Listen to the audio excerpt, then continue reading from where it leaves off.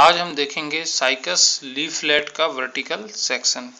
ये भी परीक्षा के लिहाज से इम्पोर्टेंट क्वेश्चन है।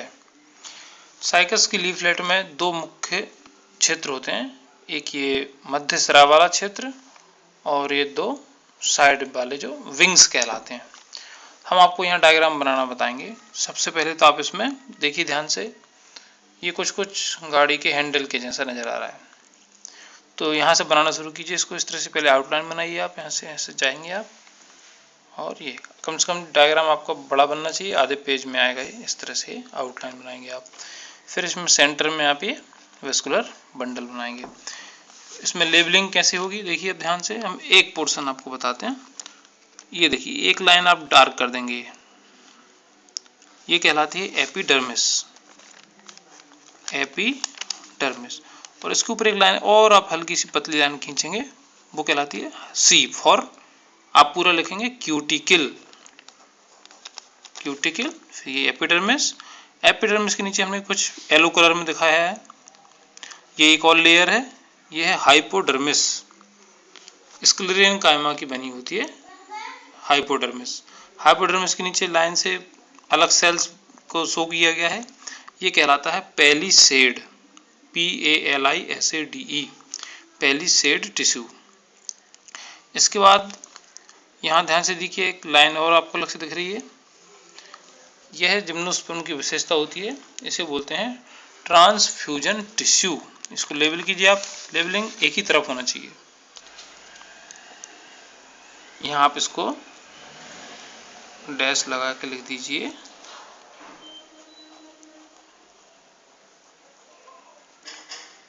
Transfusion tissue. क्योंकि जिम्नोस्पर्म्स में वीन्स नहीं दिखती हैं, आपको ये दिख रही है, ये लेटरल साइड में पानी के भोजन पानी के संवहन के लिए होती है। फिर आप इसमें देखिए नीचे हमने डॉट डॉट बनाया है, इसको बोलते हैं स्पॉन्जी पेरेन्काइमा। इसके बाद सबसे सेंटर में वेस्कुलर बंडल है, इसमें देखिए नीचे की तरफ फ्लोएम और ये ऊपर की तरफ जाइलम और बीच में कैम्बियम। इसका डायग्राम बुक में आपको ऐसा नहीं दिखेगा, ठीक है, लेकिन स्टैंडर्ड रेफरेंस बुक में आप देखेंगे तो आपको ये इसी प्रकार का मिल जाएगा। इसमें फ्लोएम, जाइलम और ये बीच में कैम्बियम है। यहीं बीच बीच में आप स्टोमेटा बना दीजिए इस तरह से करके लोअर सरफेस पर ऐसा, ये कहलाएंगे स्टोमेटा।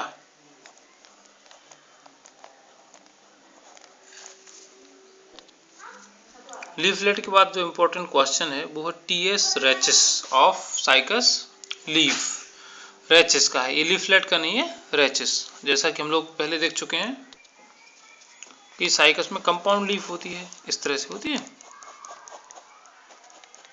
तो इसका जो बीच वाला हिस्सा है ये, इसको कहते हैं रेचिस। तो इसका भी वर्टिकल सेक्शन या TS एग्जाम में आता है। तो ये भी कुछ इसमें आप यहाँ से बनाना शुरू कीजिए ऊपर, और फिर ये नीचे, और इसमें दो आर्म्स बना दीजिए। इसमें वेस्कुलर बंडल्स कुछ खास क्रम में होते हैं, ये देखिए इस तरह से, ये एक क्रम दिख रहा है वेस्कुलर बंडल्स का, ये कहलाता है ओमेगा शेप। फिर इसमें आप लेबलिंग करिए।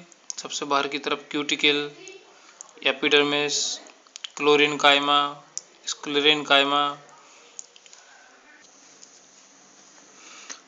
CH for क्लोरेन्काइमा। फिर यहाँ लाइन खींच के स्क्लेरेन्काइमा बना दीजिए, और यहाँ कुछ म्यूसिलेज कैनाल्स बना दीजिए, वेस्कुलर बंडल्स लिख दीजिए।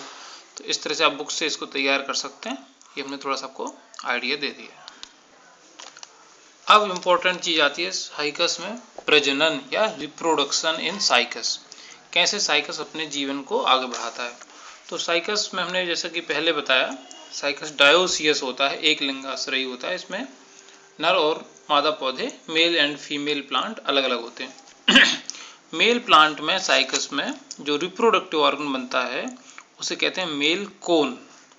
मेल कोन की डिटेल्स आप बुक से देख लें, हम आपको उसका केवल लंबवत काट बता रहे हैं। This is LS। लंबाई में यदि हम उसको काट दें मेल कोन को, तो उसमें क्या क्या होता है?